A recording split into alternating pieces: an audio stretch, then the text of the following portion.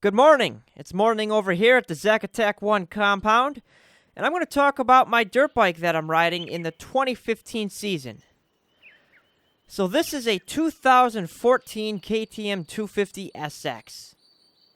Now I always get the question, hey Zach, why do you ride the SX and not the XC or the XCW? And there's a few reasons for that. One, it's simple, lightweight, no batteries, no computers to deal with. It's just a straightforward race bike.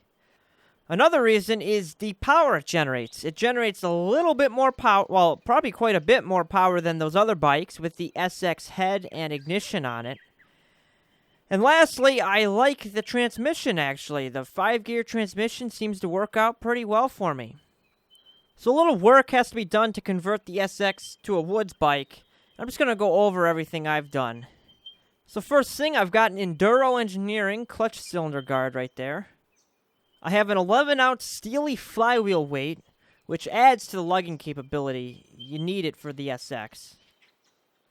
I've been running Vee Rubber tires for quite a while now, and I've been happy with them.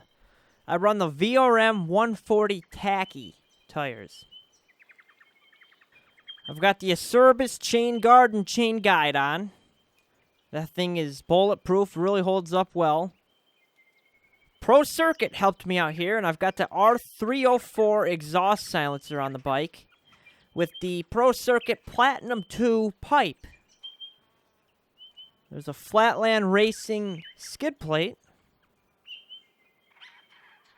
The Barkbusters, or hand guards, are the Cycra Probend. And I have a ignition mapping switch from Slavens Racing. You flip that switch and it changes the ignition mapping. Flip it onto low and you can run a colder ignition map, which is useful if you're out on a slippery day and you don't want to be breaking traction. GPR4 steering stabilizer, and the bike came with these ODI bars. I didn't like the bend on them. It's the CR high bend, so I actually took those off and I have the stock KTM bars back on. The boys over at Factory Connection did the suspension. And also have that TrailTech hour meter, along with those radiator braces.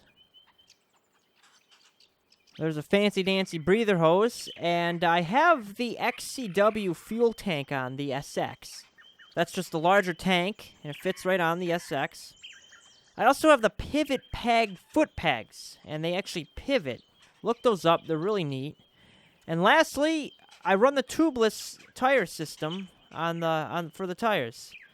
If you don't know what that is, look that up as well. So that pretty much wraps up what my bike is all about. Nothing too fancy, no motor work or anything crazy done on it. And she just rips. So I hope you enjoyed and I hope you learned something. See you later.